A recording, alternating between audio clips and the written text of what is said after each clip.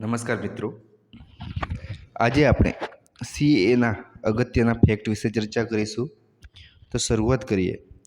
સીએએનું પૂરું નામ શું થાય?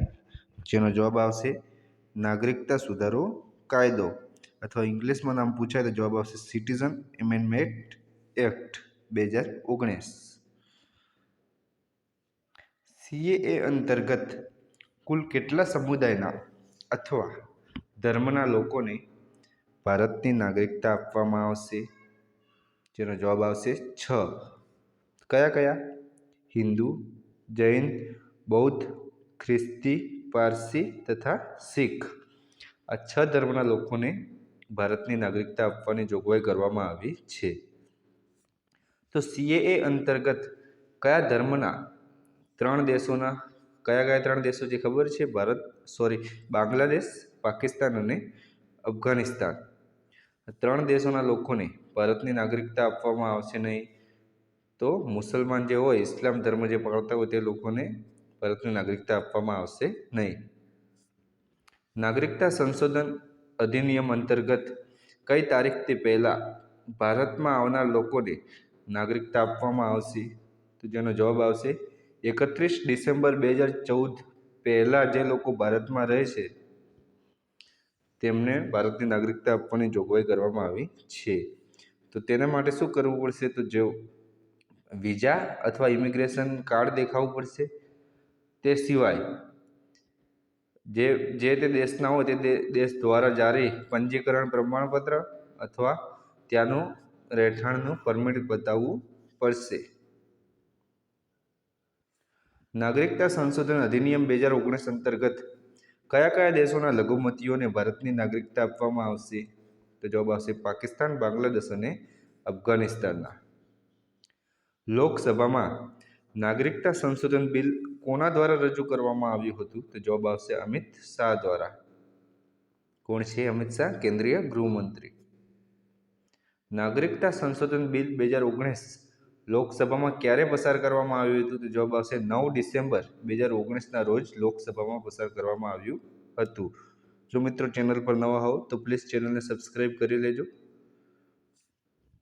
નાગરિકતા સંશોધન બિલ 2019 રાજ્યસભામાં ક્યારે પસાર કરવામાં આવ્યું? જેનો જવાબ આવશે 11 ડિસેમ્બર 2019ના રોજ રાજ્યસભામાં પસાર થયું.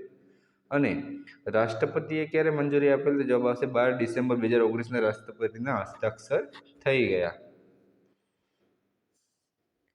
નાગરિકતા સુધારા અધિનિયમનો સંપૂર્ણ ભારતમાં ક્યારથી અમલ કરવામાં આવ્યો?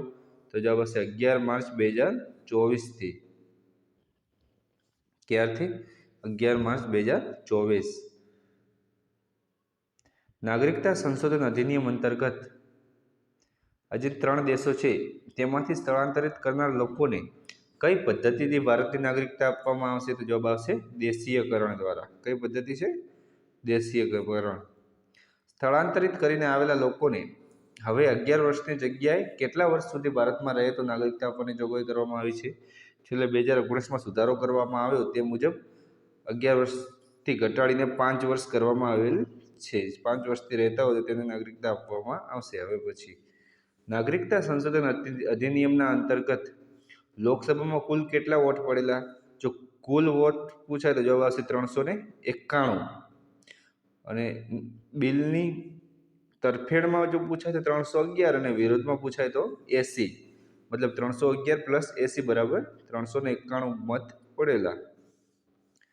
નાગરિકતા સંશોધન અધિનિયમ અંતર્ગત રાજ્યસભામાં કુલ કેટલા વોટ પડેલા? તો જવાબ આવશે 125 તરફેણમાં અને 95 વિરોધમાં. આમ કુલ 220 મત પડેલ. 125 + 95 બરાબર 220. ભારતમાં કયા રાષ્ટ્રપતિ દ્વારા નાગરિકતા સંશોધન અધિનિયમ બિલ મંજૂર કરવામાં આવ્યું હતું? તો જવાબ આવશે રામનાથ કોવિંદ દ્વારા. નાગરિકતા સંશોધન અધિનિયમ 1955માં કુલ કેટલી વખત સુધારો કરવામાં આવ્યો? તો જવાબ આવશે કુલ 6 વખત સુધારો કરવામાં આવ્યો. સૌથી છેલ્લે ક્યારે કરવામાં આવ્યો? તો જવાબ આવશે 2019માં. સીએએ કાનૂનને બંધારણની કઈ અનુસૂચિમાં આવનાર 4 રાજ્યોમાં લાગુ કરવામાં આવ્યું નથી? ક્યાં લાગુ નહીં પડે સીએએ? તો અનુસૂચિ 6 મુજબ જે 4 રાજ્યો છે અસમ, ત્રિપુરા, મેઘાલય અને મિઝોરમ, તે સિવાયના પણ જે આઈએલપી મતલબ ઇનર લાઇન પરમિટવાળા જે રાજ્યો ખરા, જેમ કે નાગાલેન્ડ, મિઝોરમ અને મણિપુર અને અરુણાચલ પ્રદેશમાં પણ આ લાગુ કરવામાં આવેલ નથી. Thank you everyone. જો ચેનલ પર નવા તો પ્લીઝ સબસ્ક્રાઇબ કરી લેજો. ધન્યવાદ.